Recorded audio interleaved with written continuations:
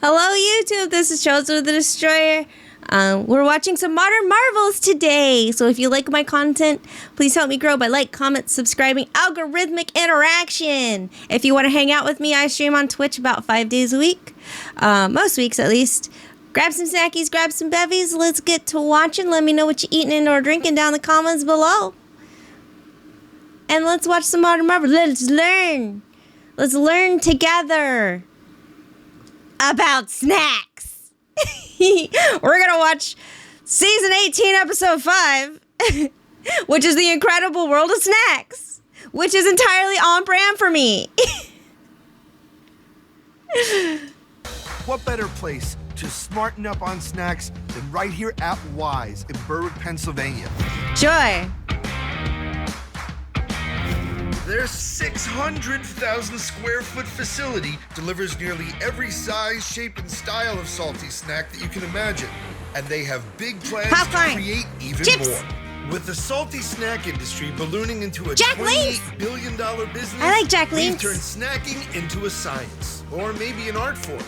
Today, we're going to dive into some of the Educate salty me. snacks that Americans love the most, like potato chips, Yes. tortilla chips, jerky, Yeah. cheesy snacks, popcorn, and pretzels. Yes. These are Then all we'll good. also go behind the scenes at the first pretzel company in America, where we'll see the secrets of pretzel making. The barley malt was kind of a secret ingredient for him at the time. It gave it the flavor that nobody else had. And we'll not only learn all there is to know about the invention of potato chips, but also the surprising origin story of the Flamin Hot Cheeto. Plus, with every flavor imaginable, how do potato chip companies still innovate new flavors each year? Watch as I get exclusive access to try unreleased cheese doodles. Oh boy. Well, it's time for you to take a break, treat yourself, because Treat this myself. is Modern Marvels Snack Food. And hopefully, we'll have a few free samples. Well, you might. I'm over here on the other side of the computer.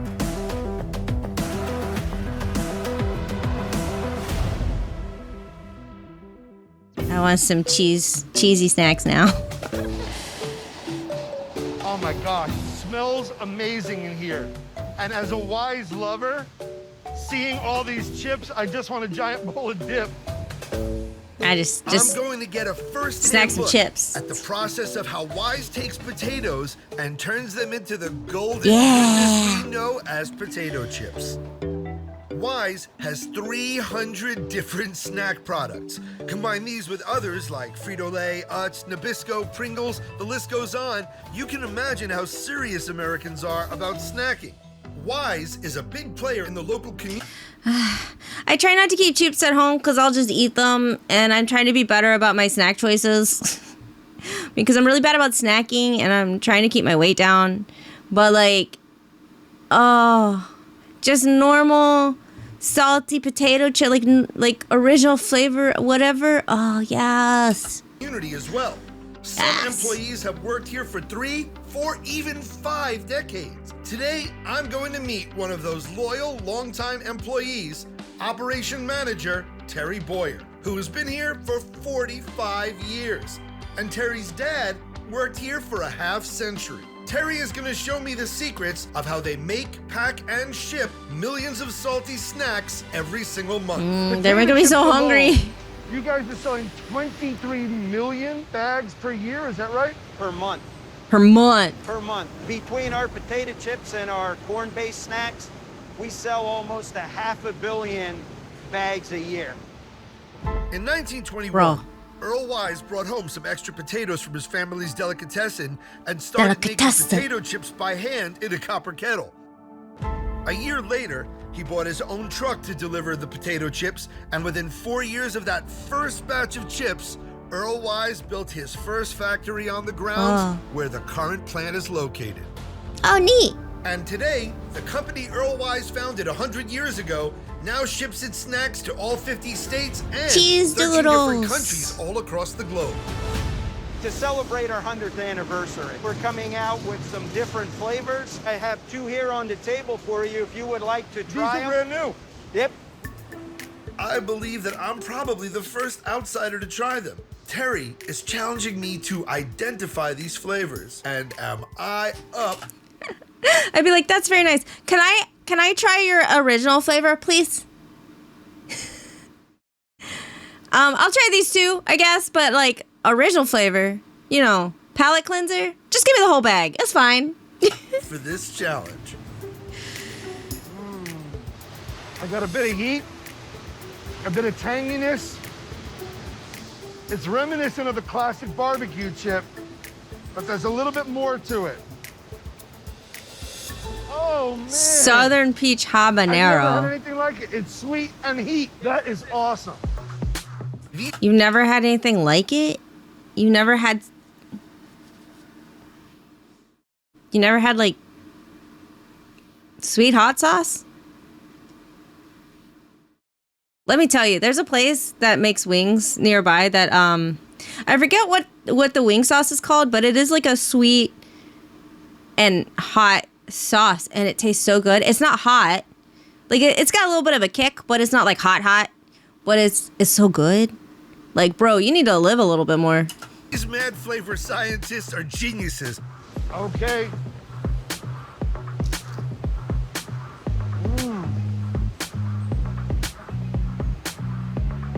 This one was a little more difficult. Delicious. I give up. You stumped me. What is it? This is Hickory barbecue. Hickory peach barbecue? habanero is This guy doesn't eat a lot of barbecue is what I've decided. Because these are both like barbecue flavors. Lord. more for the millennial consumer. This is our traditional consumer. You can't get any more traditional than a barbecue flavored potato chip, but we added some zesty spices to it. Will you show me how we make these? Can we Yep, go through let's the baking? continue through the What was the factory. third We'll one? There was start a at the third beginning bag on and that show you table. how What the was it? process and how the product is made. Was it just the normal one? It's blue.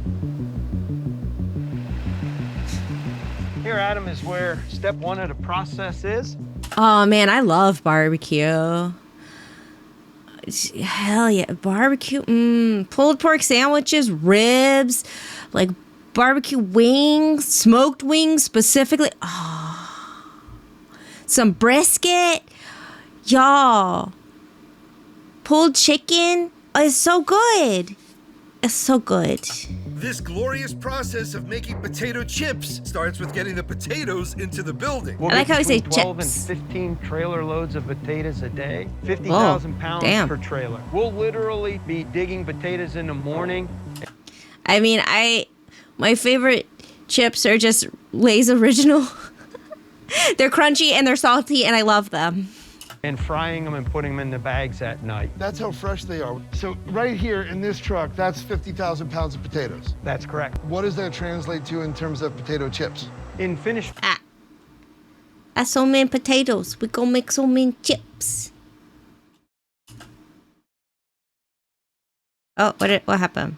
What happened? product, 80% of that weight of those potatoes is water. So we're only getting 20% solids. Aw.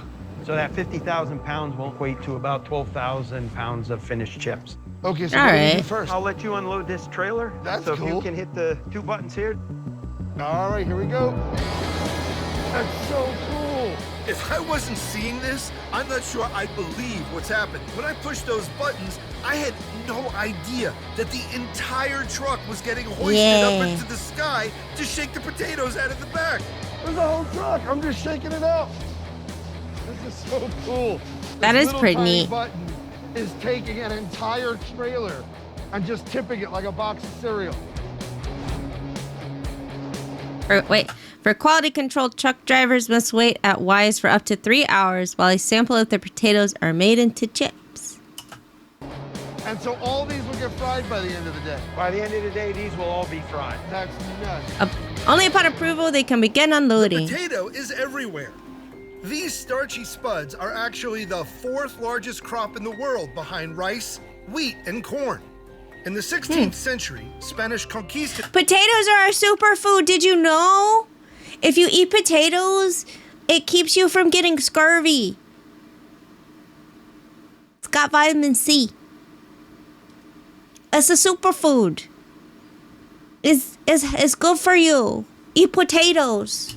Doors brought potatoes to Europe from Peru, but for 200 years, nobody would eat them. People actually thought they were poisonous or only worthy to feed livestock. That is, Keeps you from getting scurvy. Like, you know, where you have to eat like lemons and limes and I think oysters to keep from getting like sailors would have issues with scurvy.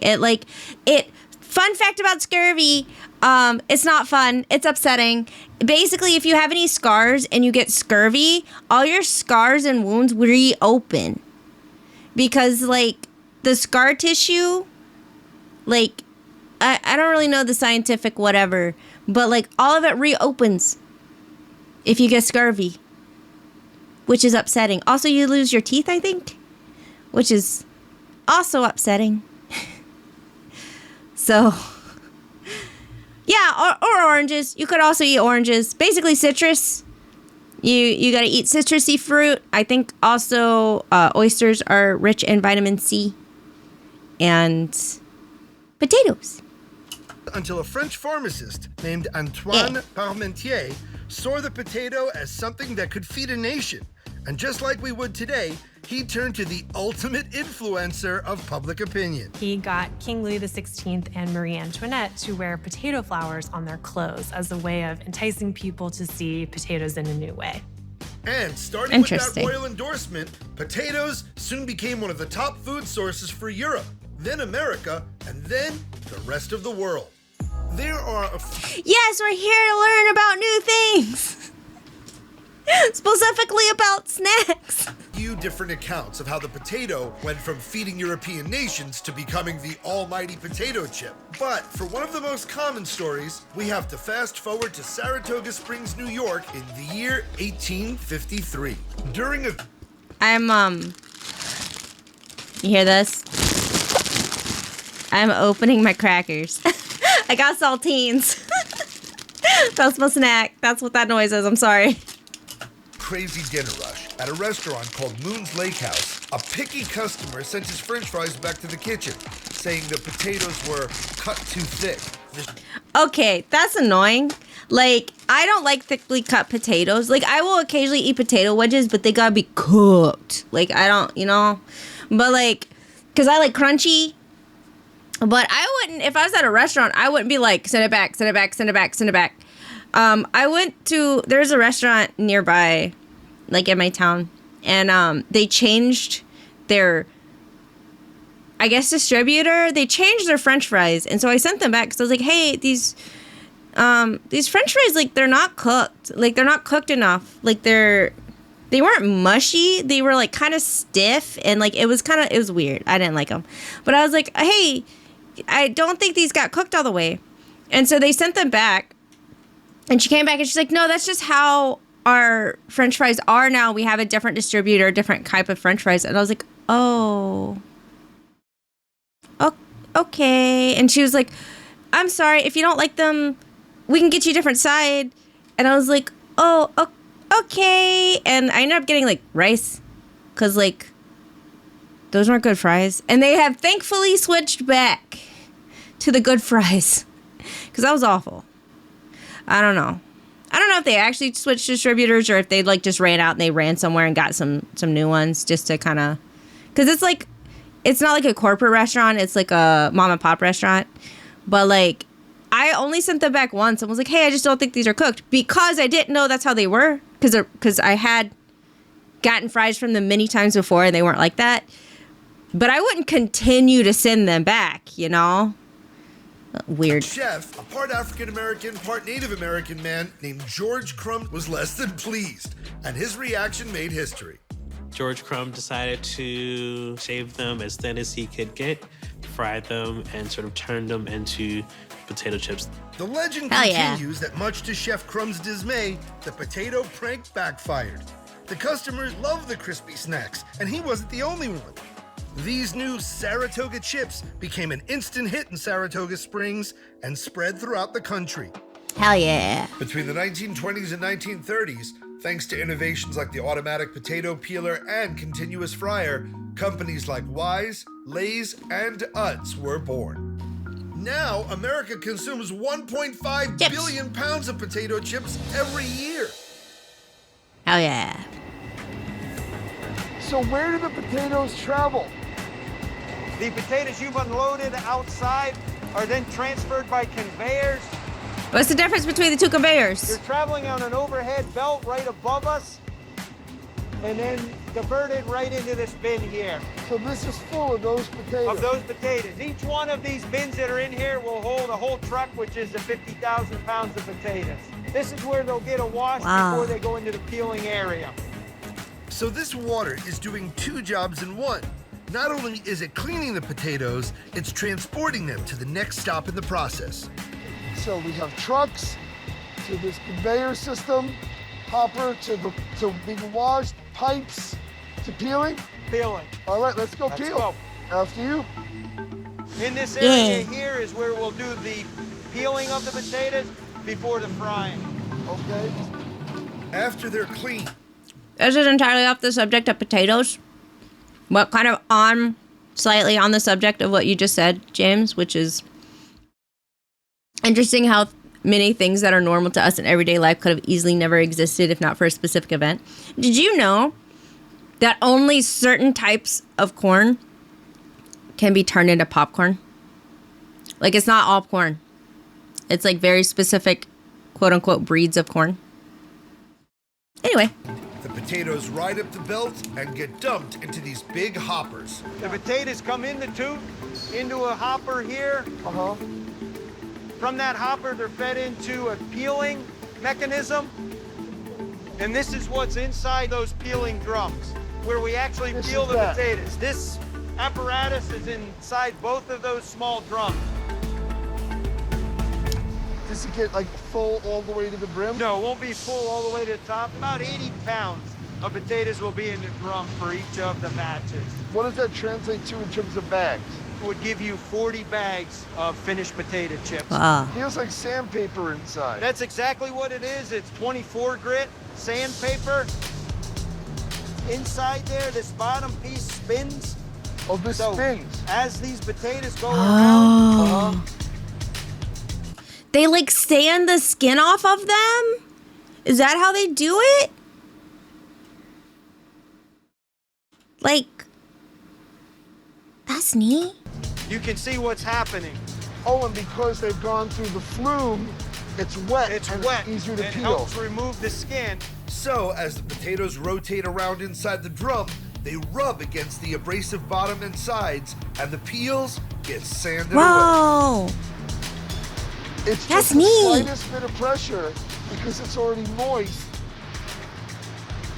I was actually wondering if it would be too weird if I could try it and then like see if I could see the flavor in the final chip.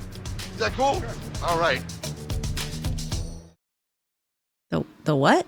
Last year, salty snacks like chips, jerky, pretzels, and popcorn Yeah, reported Michelle, more than no. $19 billion in sales in the U.S. alone. Here at the Wise Factory, we're following the process as potatoes become potato chips. And I'm curious how a slice of one of these spuds tastes in its raw form compared to Just the eat a eventual raw chip. potato? They're really delicious. Tastes like a green bean, but like starchy, a little sweet. Tastes like a green bean. Does it not taste like a an potato? apple. It actually has a lot of body to it. Okay, in French, potatoes are called pommes de terre, which means apples of the earth. So when you make this into a chip, it's gonna have a lot of flavor because more starch, more sugar, and it's gonna preserve that earthiness. Really, really good. Potato chips are an undeniable classic, but there's another salty predecessor that's been in the pantheon of snacks for more than 1,400 Potate. years. The legend says that pretzels were born in northern Italy in the year 610 AD. Oh, And salty today, pretzel. they are a I just more like than salty stuff, I guess. $1.3 billion Salty snacks, global yeah. industry. The average American eats 2 pounds of pretzels each year, but in Pennsylvania, they eat 6 times as many pretzels as the rest of us. So we're going to Julius Sturgis in Lidditz, Pennsylvania, the oldest commercial pretzel makers in the U.S. Family owned and operated, this historical company established early recipes and pretzel making methods that they still employ today. Julius, as a 15-year-old, began an apprenticeship at a local bakery just down the street. Most bakers, they would leave bits and pieces of dough in the cooling ovens overnight. Julius had the idea to twist these pieces of leftover dough into a pretzel shape and sell them on the side.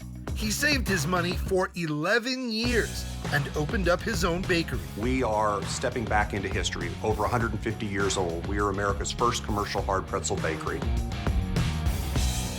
The original ovens built by Julius remain on site. Their soft Are they still pretzels are made used? fresh daily and twisted by hand using the original recipe from 1861.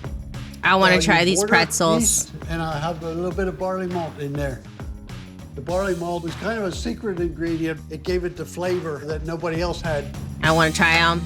Right now, I'm working with a stand-up mixer. Julius Sturgis didn't use that when he made pretzels here. He used a barrel, a wooden paddle, and worked it by hand, and a lot more dough than what is in here at that time. Okay, check this out.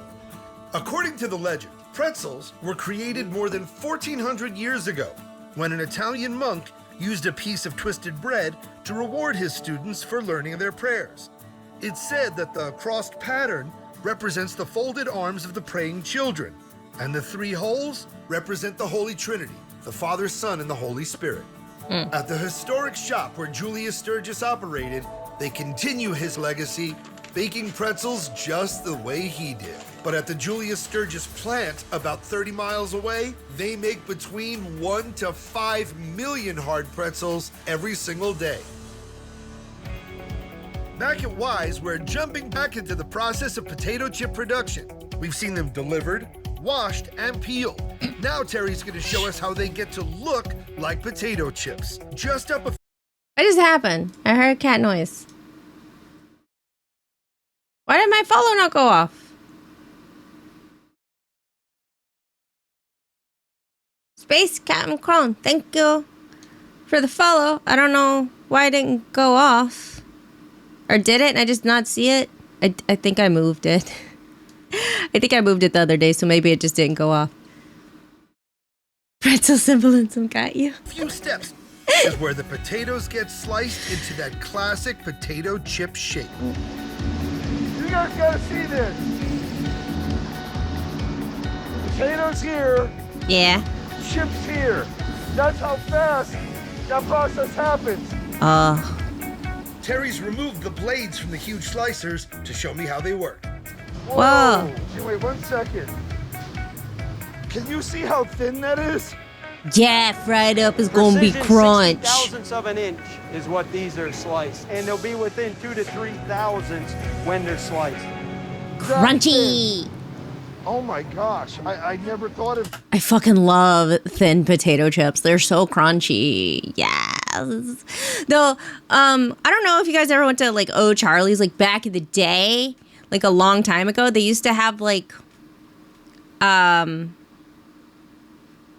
think it was Charlie's. They basically had like fat potato chips that you could get. Like instead of fries, it was kind of like their fries, but so they were like, instead of being sticks, they were round, if that makes sense. They were so good. I mean, they weren't crunchy because they weren't like potato chips. They were just like round fries. But like, I miss those. But yeah, crunchy potato chips, let's go. Potato chip making is this precise science. Pretty incredible. How many blades are in each? There are 8 blades in each of the heads, and those blades are changed every 2 hours of production. Oh, you Because gotta they keep get them. dull? They will get dull. You want Gotta keep 'em the sharp. best thing for quality chips is to have the sharpest blade you can to get that precision. I wonder if they can just resharpen the blades and reuse them. Hopefully. Because like changing them every 2 hours, like that's a lot. Can you just resharpen them? Cut. This actually is 300-pound batches that we will do. Turning 300 pounds of these into 300 pounds of these takes how long? 30 to 40 seconds. Whoa. With 2 of these heads, the 300 pounds will be sliced into the 60 thousandths inch slice. How are blades even made? I don't know if that's a thing we could watch eventually. But we'll see. Slices. Wait, can I try one? Uh-huh. It's like, could I That way, just... right? Yep, towards me. Yep, ready? and now I'm barely using any force. Because they're If sharp I as just shit, so do don't put your this, hand in there. time and time again, I'm gonna keep getting the most exact slice. So to make our ridge style chip, No way. the cutter is Ridge actually ones. dipped. A version of ruffled potato chips was patented in 1955 by an inventor named Bernhard Stamner. Different. Stamner? This blade right here. Yeah. Slide that just like we did the other He one. believed that, like pleated paper, the ridges would make them sturdier.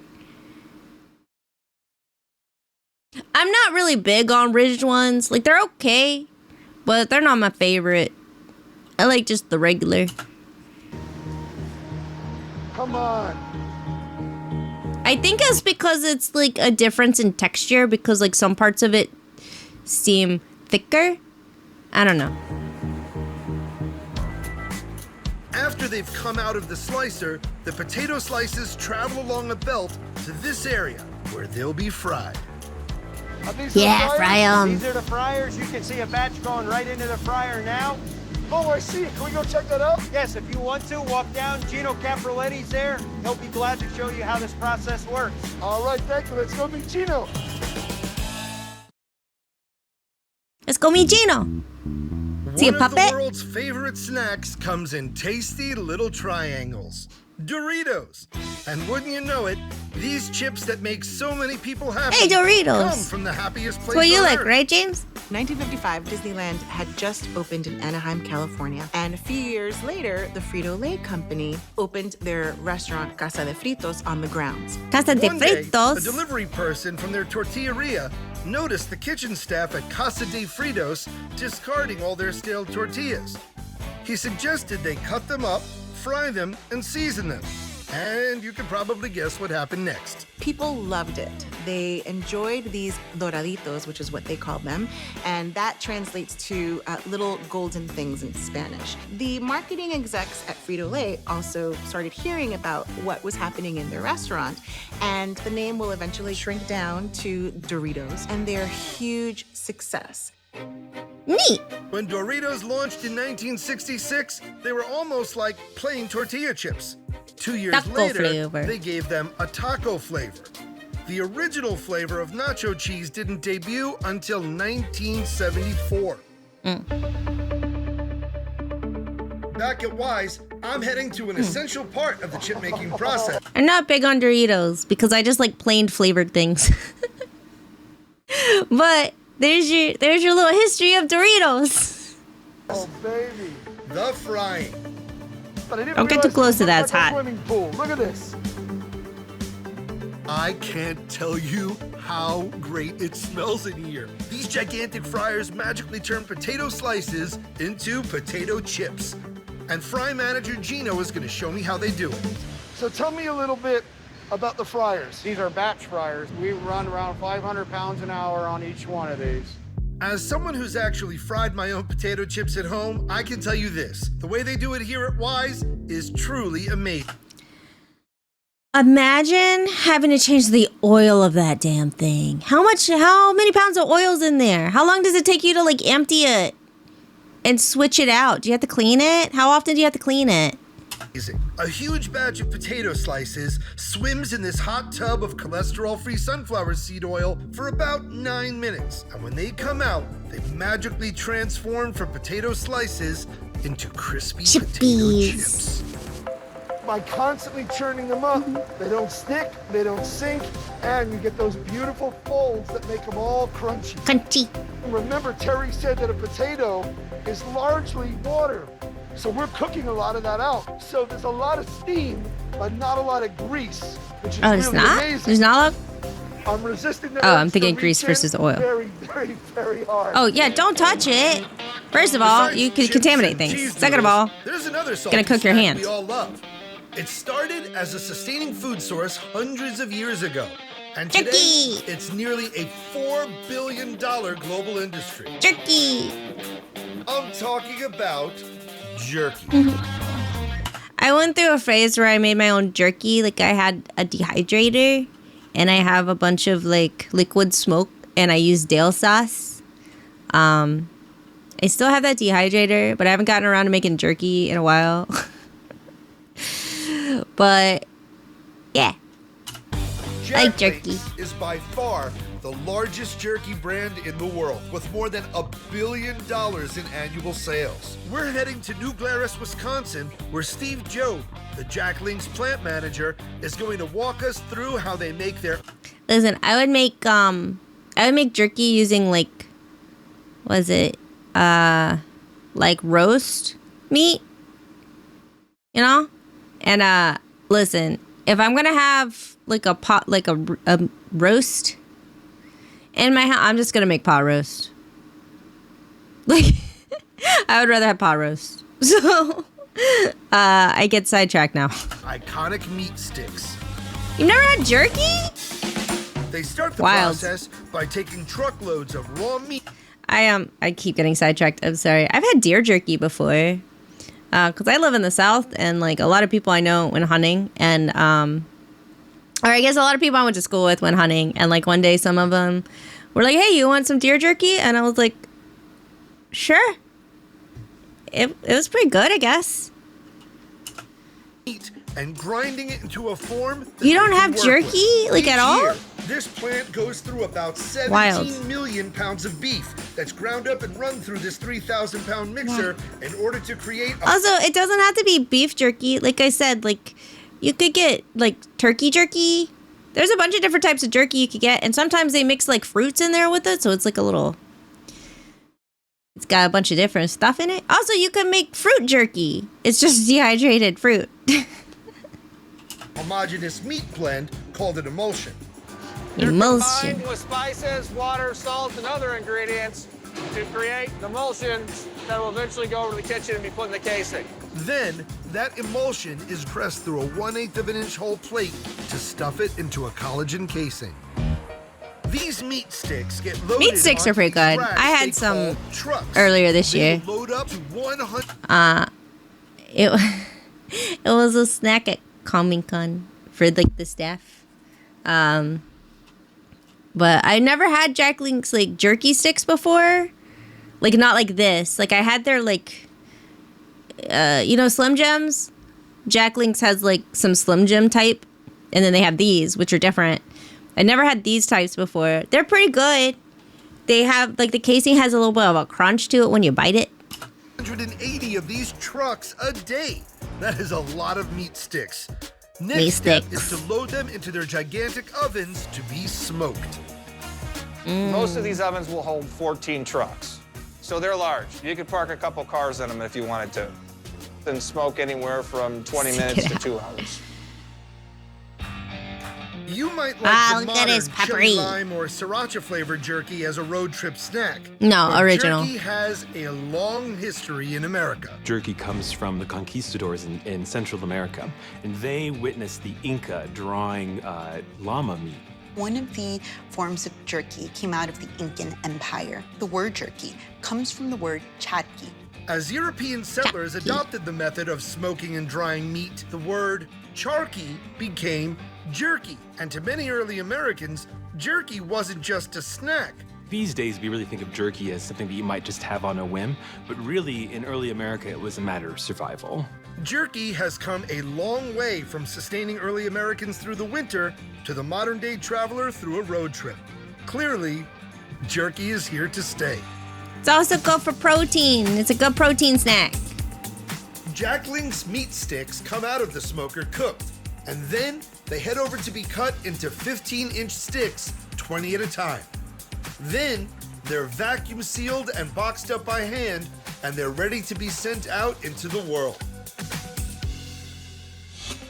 Back at the Wise Factory, Terry is showing me another side of their epic snack lineup.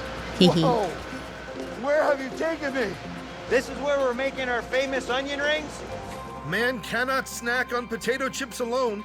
Sometimes you need to shake it up with something crunchy, I don't like onion something rings, savory, but I also don't like something onions. oniony.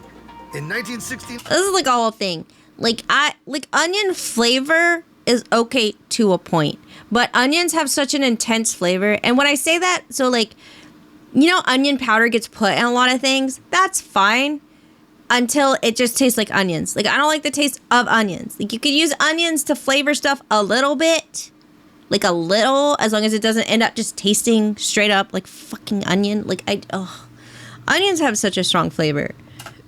Wise started making their amazing onion rings, and they have become one of the most popular snacks that Wise produces. Instead of slices of onion that are dipped in batter and then deep fried like you get in a restaurant, these onion ring snacks start as an O-shaped pellet made out of corn seasoned with onion flavor. Here at Wise, they make the pellets and season them before they even get to the fryer. Where is the oil? Down that way? Inside that fryer. The smell of oniony goodness in here is incredible. These little onion ring pellets take a quick Funyuns? dip in this Yeah. hot oil and magically I'm not a fan of that puffing either. up into the onion rings we know and love. Wow. That's amazing. Would you like to try the finished product? Hell yeah. Who am I kissing? Largest bag of potato chips ever made was 18 feet tall and more than 2,500 pounds. Although the bag was as tall as a house, the chips inside were regular sized. Light, crispy. It's more savory than just onion. That's the misconception. I bet a lot of people think just onion. You're welcome, America. I eat deliciousness for you. Well, Americans eat almost 2 billion pounds of potato chips each year. That equals about 6 pounds of potato chips per person. Ain't W's. And one of the most famous purveyors of potato chips is the legendary Wise Snacks. oh man, it probably is a lot of smashed chips at the bottom of that bag if it's that heavy, actually. You're right. Where Terry is taking us to the next step in the potato chip process. So Look at them fly. Adam, this is our opt-to-sort machine. It's an optical Opt-to-sort. picker that actually picks any of the defect chips out that has a brown spot or black spot. Wait, how does it separate all those chips? It has a high-speed camera inside here. The belt is running at 600 feet per minute, and the Whoa. camera will take a picture of every individual chip as it passes underneath. So let me show you what that camera is seeing. That's the chips on the belt. And so I'm looking here, black, brown, green, and other. The black, brown, and green are the chips that we would pick out. And it's looking for the colors black, brown, or green. Correct. The way it works is the camera takes a picture of every single chip that shoots past on the belt. If it's either black, brown, or green chip, it signals one of 128 air jets that will blow that individual chip out of the stream into a reject pile. The good ones will go over, the bad ones will get separated. Neat. So after sorting, where do we head? Then they go to packaging where they get salted and seasoning. Can I have the I'll take you rejects? there. You got it. Get me the reject chips. They Besides probably taste potato just as chips, good. There's another crunchy, salty snack that Americans eat tons of. Literally. Popcorn. Popcorn! Americans eat 17 billion quarts of popcorn a year. That's enough to fill the Great Pyramid of What Giza happened? 7 times. What happened? Can you even imagine going to a movie theater without smelling that wonderful smell of Calm down. I'm sorry. I hit a button. Calm down. billion quarts of popcorn a year? That's enough to fill the Great Pyramid of Giza 7 times. Bruh. Can you even imagine going to a movie theater without smelling that wonderful smell of popcorn? One of the biggest draws of popcorn was how cheap it was. You know, just for a few cents, you could have enough of a meal to last you for an hour of viewing. Movie theaters realized that people were coming to the movies just to eat. I eat popcorn really fast. Does anyone else go and be like, oh man, the movie hasn't really even started and I'm like halfway through my popcorn. But then again, I like in there early, so. Popcorn and You don't watch like the show. popcorn? I'm And as it sorry. turned out, I love is popcorn. So cheap per pound that the movie theater owners could actually make more money off the popcorn they would sell to their patrons than off the tickets to their movies. Yeah, that continues being true, actually. Most movie theaters make their profit off their concession stands. That's why all the snacks are so expensive in a movie theater. That's where their profit margin is, not off tickets, because they gotta pay to quote unquote rent the movie reels. Yeah. Theaters really fully embraced popcorn with Gerard W. Dixon in 1938, when he actually installed popcorn poppers in the front of his movie theater. And so that meant that when patrons came in, they were sort of accosted by the smell of hot oil and butter that made them want to have to get popcorn before they went in to watch the movie. Get your mouth watering. The lobby. Let's all go to the lobby. Let's all go to the lobby. Get ourselves a treat. So there was a period when popcorn sales started to decrease, and this was in the 1970s and 1980s when viewership went from being sort of a communal, going to the movie theaters affair, to staying at home and watching on TV. By the 1980s, two inventions... That also happened during the pandemic. all these big companies were like, oh man, we should put out streaming services. We should rent our movies to these streaming services. And you at home can rent our movies through these streaming services because all of the movie theaters are closed, right? All the movie theaters are closed. We're going through a pandemic. And that's just I don't know if that's still a thing. Like, can you rent movies now on these streaming services? Because I know you could for like a little while after theaters reopened. You could still like be like, oh, do you want to go to the movie theater? Or do you want to pay and quote unquote rent it for like a day or whatever at your house? And then it's like, well, man, if I wanted to rent it at my house, I could just get a bunch of people to come over and give me a few bucks to cover the cost of the rental, and it's cheaper than me going to the movie theater. I know my boss at my old job used to do that because he had 3 kids and then him and his wife, and he was like, it's so much cheaper. And because you get it for like a set amount of time, you can watch it over and over and over again, and it's still cheaper than going to the movies once. And it's like, dang, man. Went mainstream into every house in America. And Door dashing theater food. There's ghost kitchens. Do you guys know about ghost kitchens? Basically, ghost kitchens are like quote unquote restaurants on like DoorDash and Grubhub is it Grubhub? Or Uber Eats or whatever, and they're not actual restaurants.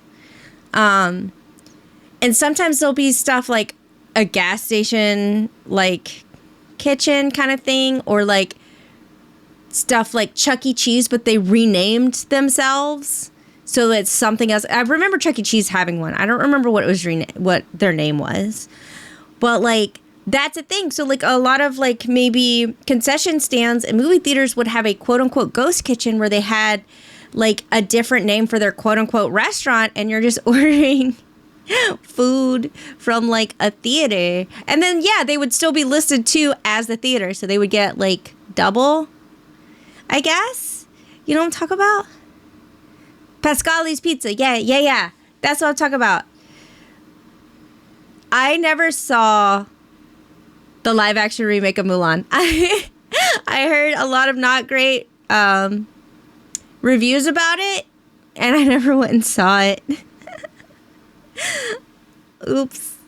I just remember my boss talking about like the newest Trolls movie. Like his kids wanted to see it, and he was like, all right. And like he paid for it. I don't remember which streaming service he used to see it, but like he rented it, quote unquote, when it would have been in theaters. And like his kids ended up watching it, I want to say 3 times or something in the time that he had it quote unquote rented. And he was like, it's cheaper. It's so much cheaper. Oh my God. But yeah, it's called Ghost Kitchen. Kept popcorn as part of the movie watching experience. Also, I get cheese sticks at my local theater. They have tasty cheese sticks. I don't get popcorn as much anymore.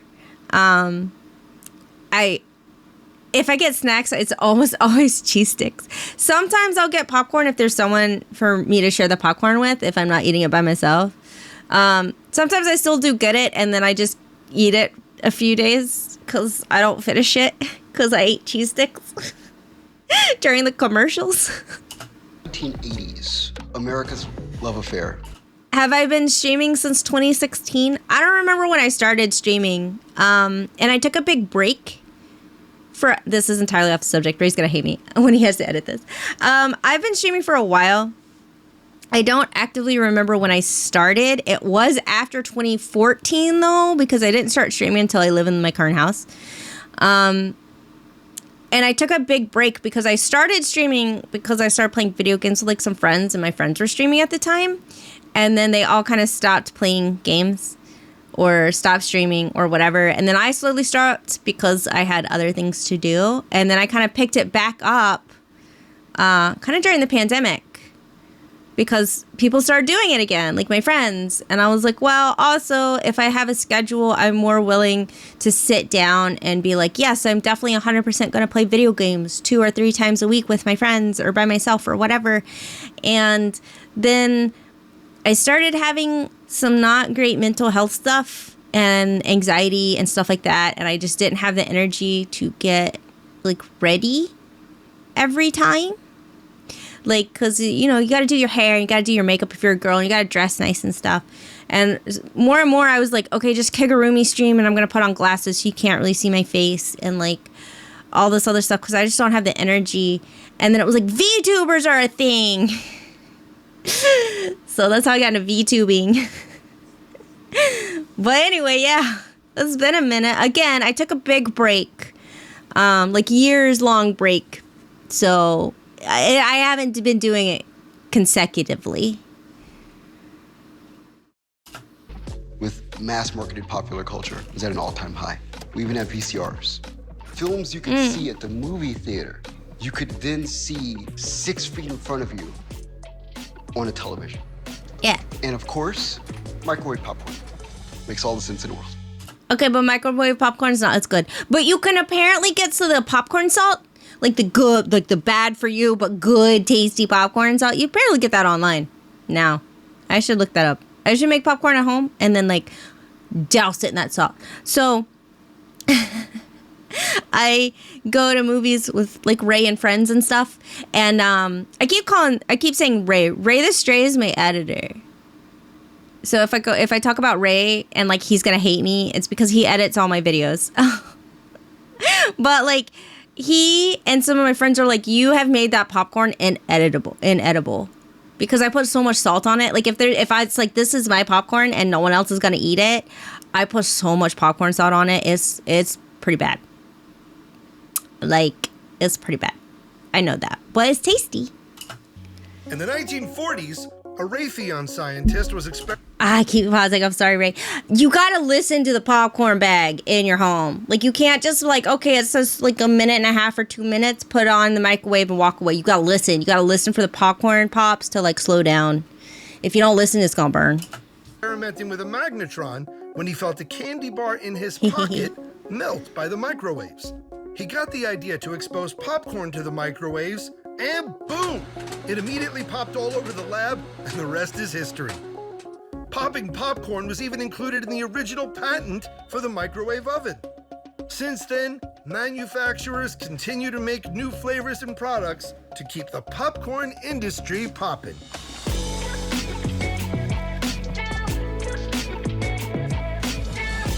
You're waiting too long before you take it out if it's still burning when you're listening to it. Back at Wise, Terry is showing me how they make popcorn as well as another finger-licking favorite snack. Do you just have like the biggest popcorn popper in the world? Yeah. European settlers sell Native Americans flavored popcorn with spices and herbs, just like you still do. They have 2 popcorn poppers that will go through that popcorn. This is a cooling area before this process. Colonial housewives serve popcorn with cream and sugar like a breakfast cereal.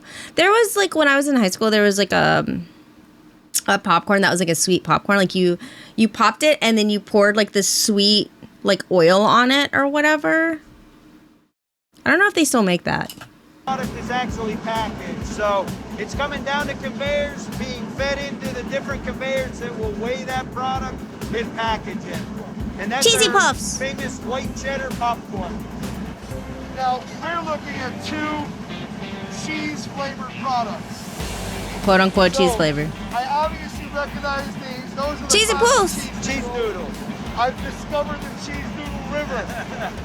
I've heard fables of this.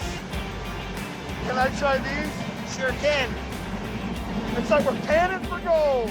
You can imagine they can't just let anyone reach in and scoop these pure, perfect, still warm cheese doodles fresh out of the cheese doodle river. I want to try still warm. These were the most sought sought after snack at every birthday party growing up. Yeah, so Orville Redenbacher had like the pour over butter, and then like a different company made it where it was like a pour over like sweet butter. Like it wasn't really butter. It was like it was really sweet. I don't remember what it was called, but I had it in high school, so that was like over 10 years ago. I didn't know Orville Redenbacher stopped that though. That kind of sucks.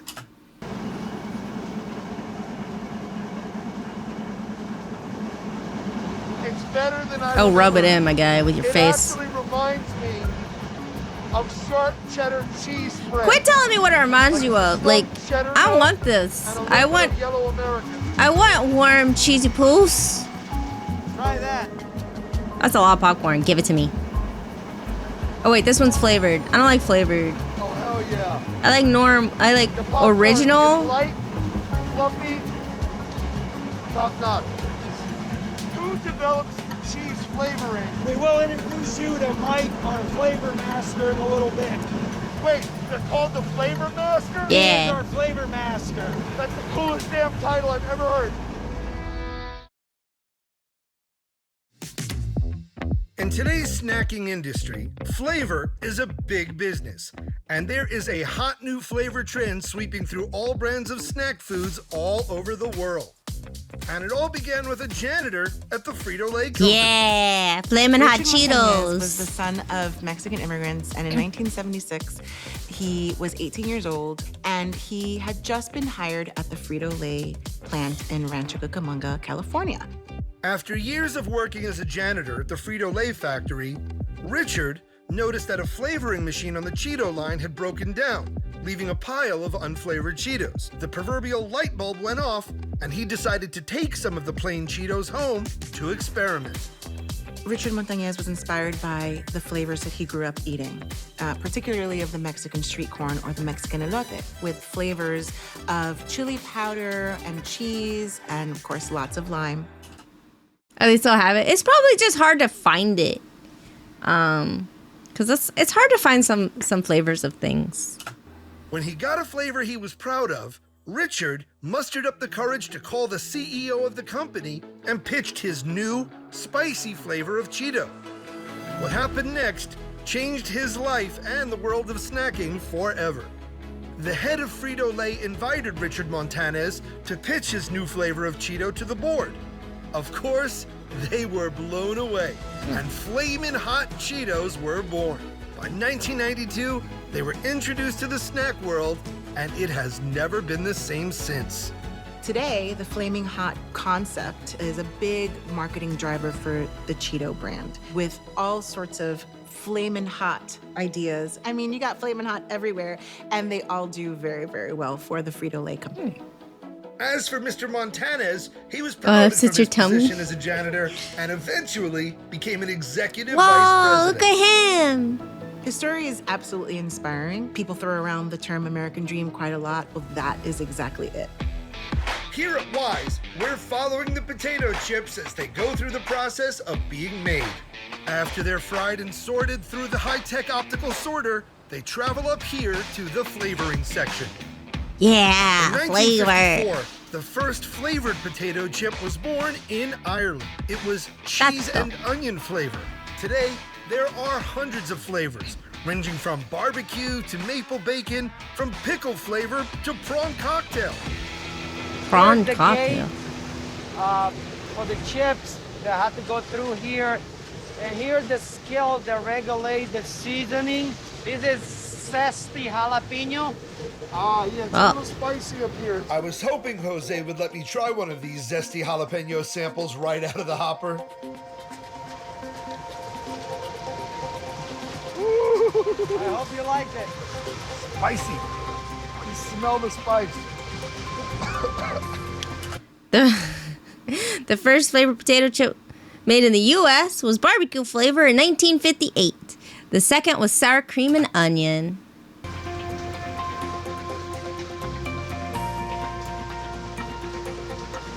Oh my God. They're spicy, but not like too much. They are so crunchy.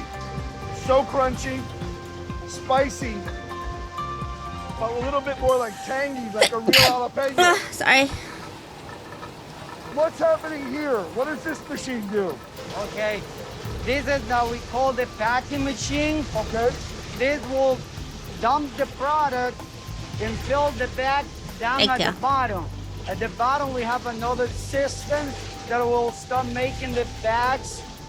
Raw potatoes, washed them, peeled them, sliced them, fried them, seasoned them. Packaging next. Yes. Rolling those. Okay. We've gone from unloading the potatoes to flavoring the chips.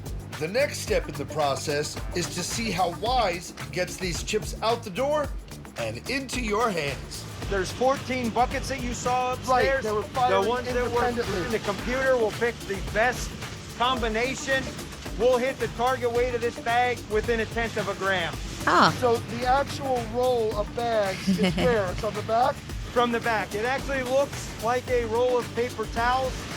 Oh, I see. So it's a continuous channel. Continuous channel. Now, is there a heating element to solder it closed? Is that Yes, how it works? there's a heating element in the back that runs vertical here to actually seal that and make the tube. Then there's heating elements in each of the jaws that will crimp that bag shut and cut the bag off. This whole process hinges on perfect orchestration and coordination. So it seems to be like that dance between human ingenuity and the reliance on the state-of-the-art technology. That's correct. Here they come. And if you think I'm letting one more bag go in front of me and not try these things, you are sorely mistaken. It's like he's just taking our bags. He's just taking our They chips. are still warm. Ah. Believe me, I understand how lucky I am to be tasting these chips here. I at want Wise still warm that were potato potatoes that chips. I dumped out of a truck just a few hours ago. So amazing and so delicious. I'm jealous. Don't judge me. It's so good. And spicy. I love it. When we get back, The man, the myth, the legend, Flavor Master Mike. Sir? Flavor Master Mike is gonna let me taste his latest inventions. One That was not a is good sneak delivery. peek of a new flavor about to be in stores. The others will never be tasted again. Oh boy. Wise so has funny. been kind enough to show us how they make their magical potato chips, cheese doodles, and other snacks. As a final treat, Flavor Master Mike is going to give me Please an quit exclusive saying taste that. of a product that is going to hit the shelves later this year. Okay, what do we have in the mystery bags of love? Okay, these are... I mean, so they probably quote unquote lock away flavors because they like he makes them, right? He like flavors things and he's like, okay, board of directors, here's these new flavors that I created. And like they're probably like, no, these won't sell. No. This one we can do. So, you know, that's what happens. And like, do y'all remember like I think it was like Frito-Lay kept doing like we're gonna release a bunch of these flavors, vote for your favorite one, and we'll keep that one. And then I'm like, they're not gonna keep it for long though. I bet you anything. Like they're gonna keep it for like an extra month or something, and then they're gonna slowly disappear from the shelves. Our new cheese doodle. 3 flavors. This is a progression as we whittle down the flavors as we went along. These 3 were the finalists. So this has still not yet Cheesy hit the doodles. shelves, right? And this one never will because it didn't make the final cut. Really? Right. So this is like limited edition. This is like right. a hyper strike. This is like a streetwear drop that you can't get to. This is friends and family only. This is friends and family. Bright red I always associate with heat.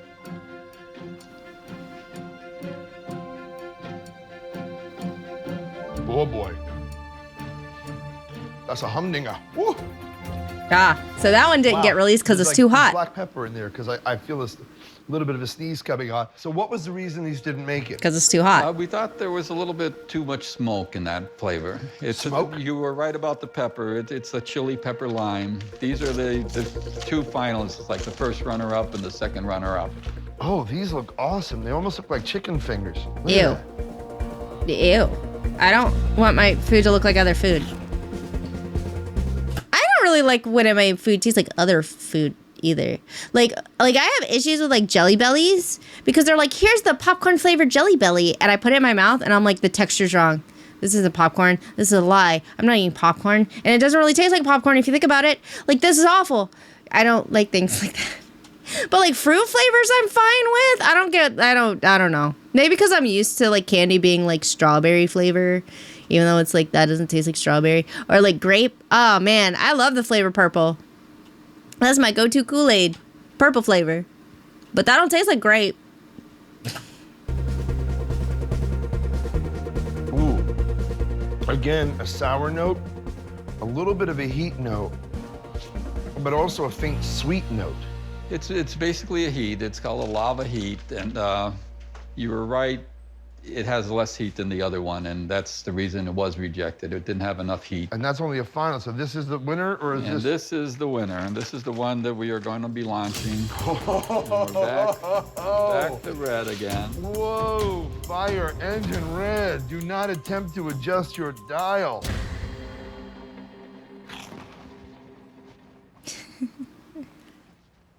This is a sneak preview, people. I hope you appreciate what you're getting. These are delicious.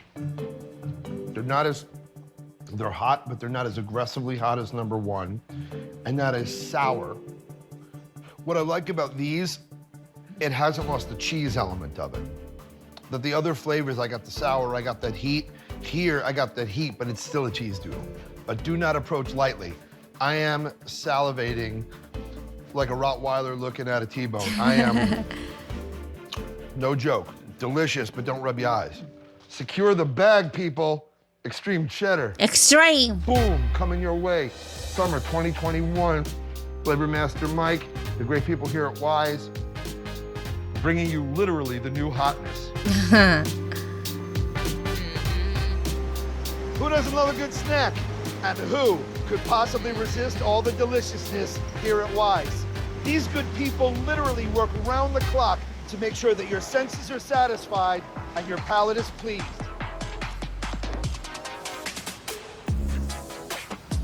So the next time you're tearing into some marinated, mouth-watering jerky, or sinking your teeth into the pillowy softness of a fresh-baked pretzel, or crunching your way through the savory, spicy, cheesy, crackling perfection of your favorite crispy snack chips, remember, it takes a lot of hard work to make snacking so easy.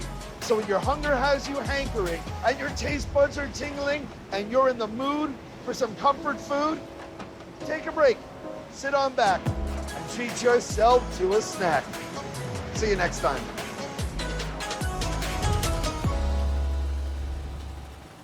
Modern Marvels! I hope you guys enjoyed it.